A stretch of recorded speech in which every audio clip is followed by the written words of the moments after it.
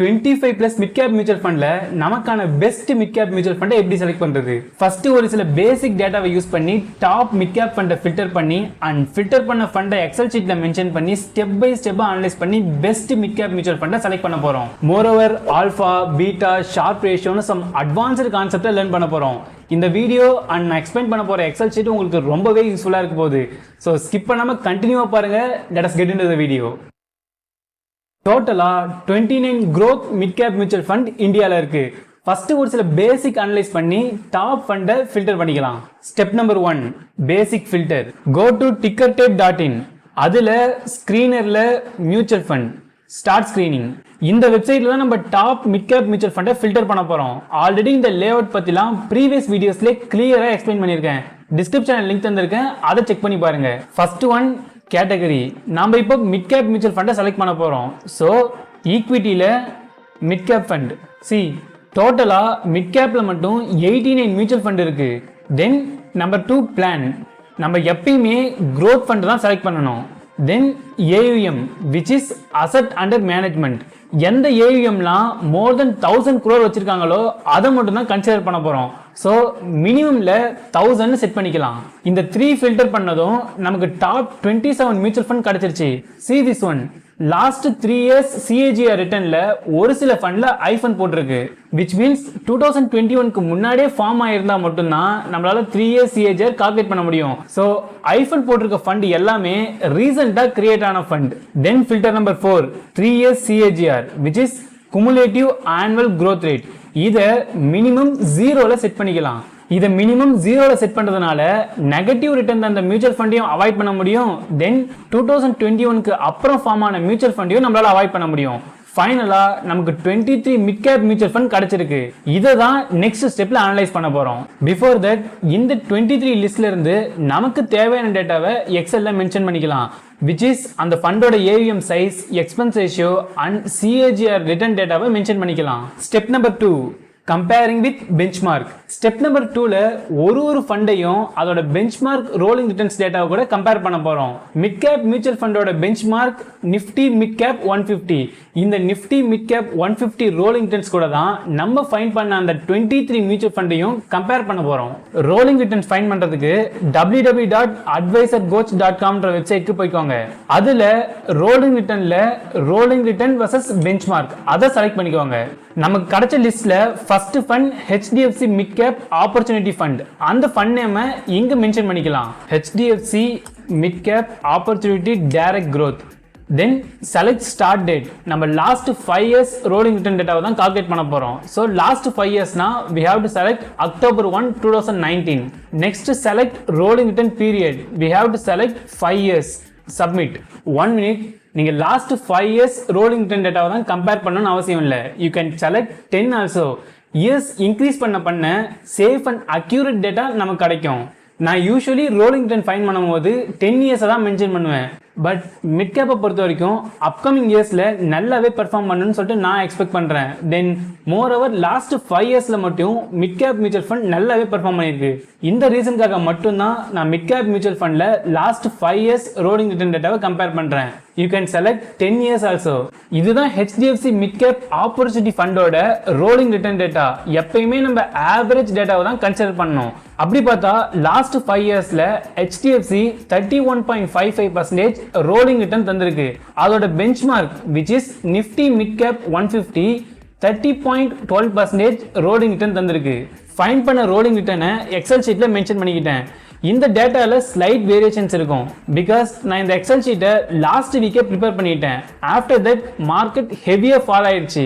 அதனால தான் இந்த ஸ்லைட் டிஃபரன்ஸ். இதே மாதிரி நம்ம எல்லா ஃபண்டோட ரோலிங் ரிட்டர்ன்ஸையும் ஃபைண்ட் பண்ணி இந்த எக்ஸல் ஷீட்ல மென்ஷன் பண்ணிக்கலாம். இது எல்லாமே midcap மியூச்சுவல் ஃபண்ட் தான்.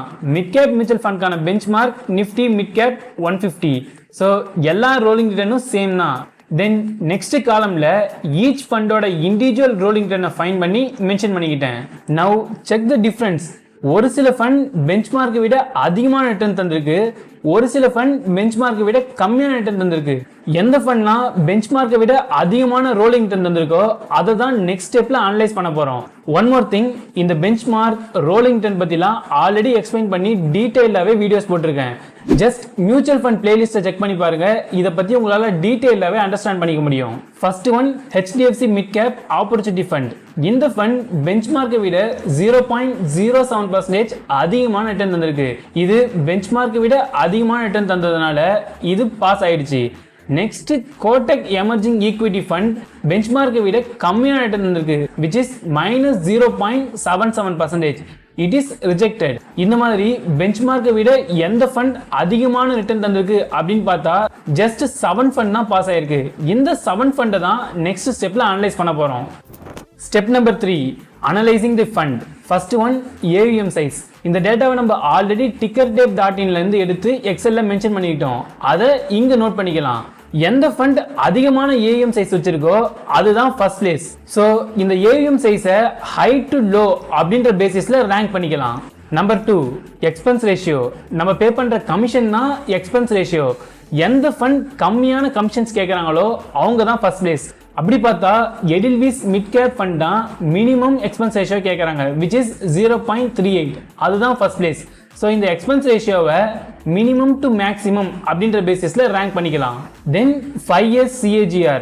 குவாண்ட் மிட்கேப் ஃபண்ட்னா லாஸ்ட் 5 yearsல அதிகமான ரிட்டர்ன் தந்திருக்கு, which is 39.07%. அதுதான் ஃபர்ஸ்ட் பிளேஸ். இந்த 5 years CAGR maximum to minimum அப்படின்ற பேசிஸில் ரேங்க் பண்ணிக்கலாம். Then rolling return. நம்ம இதை ஆல்ரெடி பார்த்தாச்சு. சேம் ரோலிங் ரிட்டர்னும் 5 years CAGR மாதிரி தான், இதையும் ஹை டு லோ அப்படின்ற பேசிஸ்ல ரேங்க் பண்ணிக்கலாம். இந்த எல்லா கிரைட்டீரியா வச்சு அனலைஸ் பண்ணி பார்த்தா Quant midcap fund is the winner. But wait, நம்ம இங்கே ஸ்டாப் பண்ண போறது இல்லை. மிட்கேப் மியூச்சுவல் ஃபண்ட்னா கொஞ்சம் ரிஸ்கியான ஃபண்ட். ஸோ இதோட ரிஸ்க் ஃபேக்டர் அண்ட் பர்ஃபார்மன்ஸ் ஃபேக்டர்லாம் அனலைஸ் பண்ணி டிசைட் பண்ண போறோம். First one alpha. What is alpha? எக்ஸாம்பிளுக்கு மோட்டிலால் ஆஸ்வால் மிட்கேப் மியூச்சுவல் ஃபண்டோட கிராஃப் அண்ட் அதோட benchmark which is Nifty midcap 150. இதோட ரெண்டு கிராஃபையும் அனலைஸ் பண்ணி பார்க்கலாம். நம்ம இங்க மோட்டிலால் ஆஸ்வால் மிட்கேப் ETF ஓட கிராஃபை எக்ஸாம்பிளுக்கு எடுத்துக்கலாம். பிகாஸ் மியூச்சுவல் ஃபண்டோட கிராஃபை இந்த மாதிரி டீடைல்ல அனலைஸ் பண்ண முடியாது. நான் ப்ரீவியஸ் ETF வீடியோலே சொன்னேன், ETF and mutual fund almost same return தான் தரப்போகுது. ஸோ இங்க எக்ஸாம்பிளுக்கு ETF கம்பேர் பண்ணி பார்க்கலாம். ரெட் கலர் லைன்னா benchmark which is Nifty midcap 150 ஓட கிராஃப். ப்ளூ கலர்ல இருக்கிறது தான் மோட்டிலால் ஆஸ்வால் மிட்கேப் ETF ஓட கிராஃப். இங்க நம்மளாலே பார்க்க முடியுது ரெண்டும் ஆல்மோஸ்ட் சேமா தான் மூவ் ஆகுது. பட் ஒன்னொன்னுத்தையும் செப்பரேட்டா கம்பேர் பண்ணி பார்க்கலாம். ஃபர்ஸ்ட் பெஞ்ச்மார்க்கே செக் பண்ணி பார்க்கலாம். இங்க 2024ல இருந்து இப்போ வரைக்கும் இருக்க கிராஃப் நம்மளால பார்க்க முடியுது. ஏதோ ஒரு அப் ட்ரெண்ட் எடுத்துக்கலாம். ஃபார் எக்ஸாம்பிள் இங்க ஒரு சடன் அப் மூவ் கிரியேட் ஆன மாதிரி இருக்கு. இதோட ரிட்டர்ன்ஸை செக் பண்ணி பார்க்கலாம். இந்த மூவ் மார்ச் 20ல ஸ்டார்ட் ஆன மாதிரி இருக்கு. இங்க ஸ்டார்ட் ஆகி ஏப்ரல் 10 வரைக்கும் மூவ் ஆயிருந்திருக்கு, which is around 9.44% ரிட்டர்ன் தந்திருக்கு. சேம் டைம் பீரியட்ல மோட்டிலால் ஆஸ்வால் ETF எவ்வளவு ரிட்டர்ன் தந்திருக்குன்றதை செக் பண்ணி பார்க்கலாம். இதுதான் மோட்டிலால் ஆஸ்வாலோட graph. Same time period which is March 20ல இருந்து ஏப்ரல் 10 வரைக்கும் பார்த்தா 9.59% ரிட்டர்ன் தந்திருக்கு. பெஞ்ச்மார்க் சேம் டைம் பீரியட்ல 9.44% ரிட்டர்ன் தந்திருக்கு.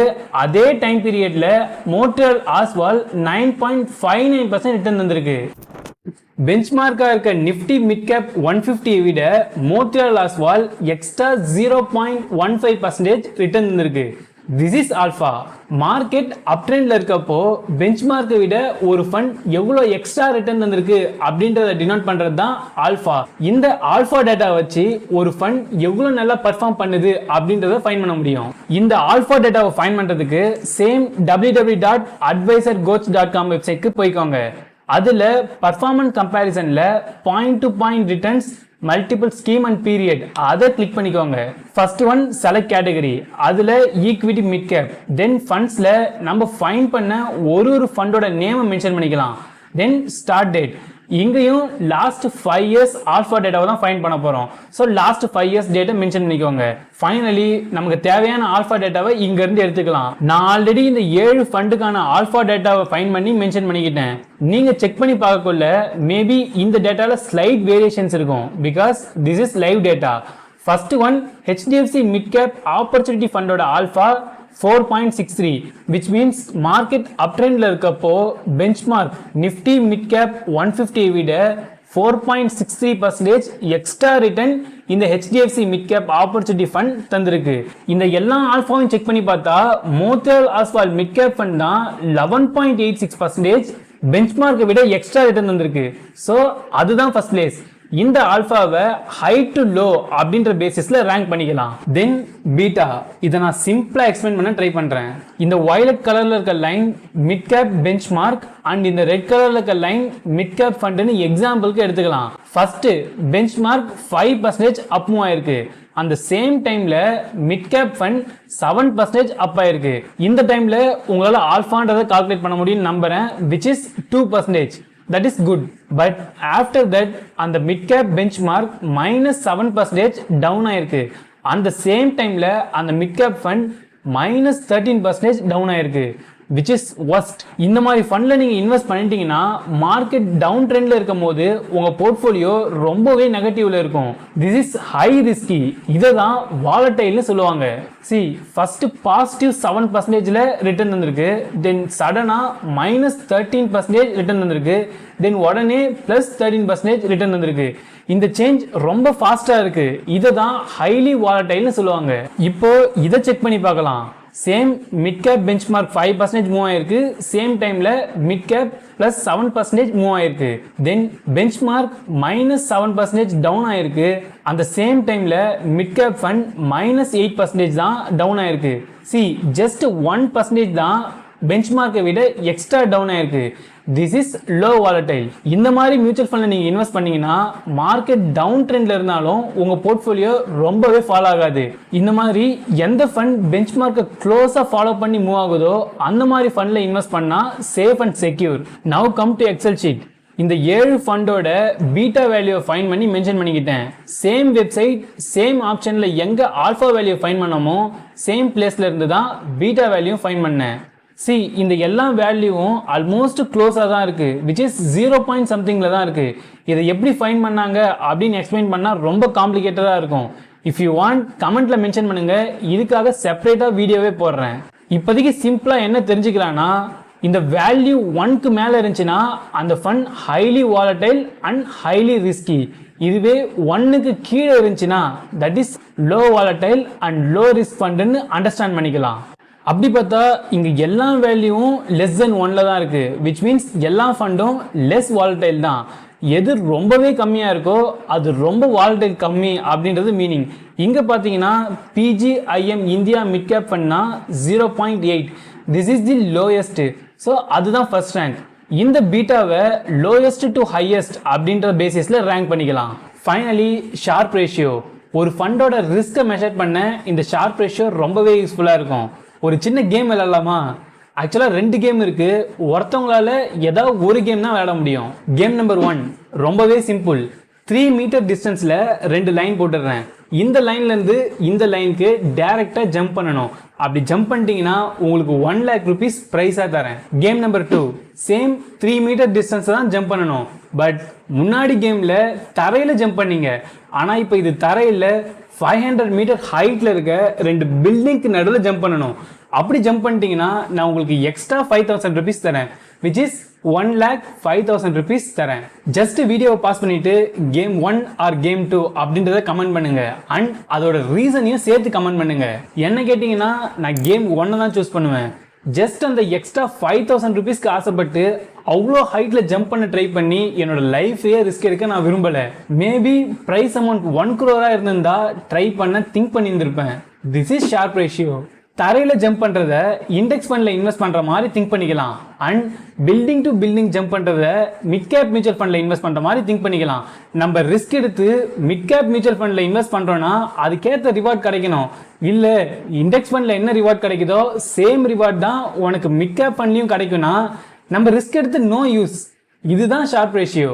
சிம்பிளா நம்ம எடுக்கிற ரிஸ்க்கு எவ்வளவு அதிகமான ரிவார்ட் தராங்க அப்படின்னு சொல்றது தான் ஷார்ப் ரேஷியோ. இப்போ எக்ஸல்ல செக் பண்ணி பார்க்கலாம். இந்த 7 ஃபண்டுக்கான ஷார்ப் ரேஷியோவை ஃபைண்ட் பண்ணி மென்ஷன் பண்ணிக்கிட்டேன். சேம் ஆல்ஃபா டேட்டா எங்கேருந்து எடுத்தோமோ சேம் அதே வெப்சைட்ல இருந்தா இந்த ஷார்ப் ரேஷியோவையும் ஃபைன் பண்ணி மென்ஷன் பண்ணிக்கிட்டேன். This is ratio which is நம்ம எடுக்கிற ரிஸ்க்கு எவ்வளோ ரிவார்ட் கிடைக்குது அப்படின்றத மென்ஷன் பண்றது தான் இந்த வேல்யூலாம். ஸோ எந்த வேல்யூ அதிகமாக இருக்கோ அதுதான் ஃபர்ஸ்ட் பிளேஸ். இங்க மோட்டிலால் ஆஸ்வால் மிட் கேப் ஃபண்ட்னா மேக்ஸிமம் ஷார்ப் ரேஷியோ வச்சிருக்கு விச் இஸ் 1.85. அதுதான் ஃபர்ஸ்ட் பிளேஸ். இந்த ஷார்ப் ரேஷியோவை மேக்ஸிமம் டு மினிமம் அப்படின்ற பேசிஸ்ல ரேங்க் பண்ணிக்கலாம். இந்த 3 கிரைட்டீரியா ரொம்பவே இம்பார்ட்டன்ட். இந்த 3 கிரைட்டீரியா வச்சு மட்டுமே ஒரு ஃபண்ட் நல்லா பெர்ஃபார்ம் பண்ணுதா, லோ ரிஸ்கியா இருக்கா, லோ வாலட்டைலா இருக்கா, நம்ம எடுக்கிற ரிஸ்க்கு கரெக்டான ரிவார்ட் கிடைக்குதா அப்படின்ற எல்லாத்தையும் ஃபைன் பண்ற முடியும். ஆல்மோஸ்ட் கன்க்ளூஷனுக்கு வந்தாச்சு. இந்த எல்லா கிரைட்டீரியா வச்சு அனலைஸ் பண்ணி பார்த்தா the winner is Motilal Oswal mid cap fund. நீங்க இந்த மோட்டிலால் ஆஸ்வால் மிட் கேப் ஃபண்ட்ல தான் இன்வெஸ்ட் பண்ணணும்னு அவசியம் இல்லை. You can check the second and third also which is quant mid cap fund and Edelweiss mid cap fund. Before that நம்ம இந்த ரிஸ்க் பர்ஃபார்மன்ஸ்லாம் அனலைஸ் பண்றதுக்கு முன்னாடி குவாண்ட் தான் ஃபர்ஸ்ட் பிளேஸ்ல இருந்துச்சு, மோட்டிலால் ஆஸ்வால் செகண்ட் பிளேஸ்ல இருந்துச்சு. பட் இந்த ரிஸ்க் ஃபேக்டர் எல்லாத்தையும் கன்சிடர் பண்றதுக்கு அப்புறமா மோட்டிலால் ஆஸ்வால் ஃபர்ஸ்ட் பிளேஸ்க்கு போயிடுச்சு. நான் இதே மாதிரியே already best small cap and large cap mutual ஃபண்ட்லாம் அனலைஸ் பண்ணி வீடியோஸ் போட்டிருக்கேன். அந்த லிங்க்லாம் டிஸ்கிரிப்ஷன்ல தரேன், செக் பண்ணி பாருங்க. மோரோவர் இப்போ டிஸ்கஸ் பண்ண எக்ஸல் ஷீட்டையும் டிஸ்கிரிப்ஷன்ல தந்திருக்கேன், டவுன்லோட் பண்ணி யூஸ் பண்ணிக்கோங்க. If you got any value from this video, இந்த வீடியோவை லைக் பண்ணுங்க. அண்ட் நீங்க என்ன மிட் கேப் ஃபண்ட்ல இன்வெஸ்ட் பண்றீங்க ஆர் எந்த ஃபண்ட்ல இன்வெஸ்ட் பண்ண போறீங்க அப்படின்றத கமெண்ட் பண்ணுங்க. மோரோவர் எனி சஜஷன்ஸ் இருந்தாலும் கமெண்ட் பண்ணுங்க. That's it for today. It's just a beginning, more things to learn. We will grow together and escape from normalcy. Stay tuned. See you soon, Prosperous.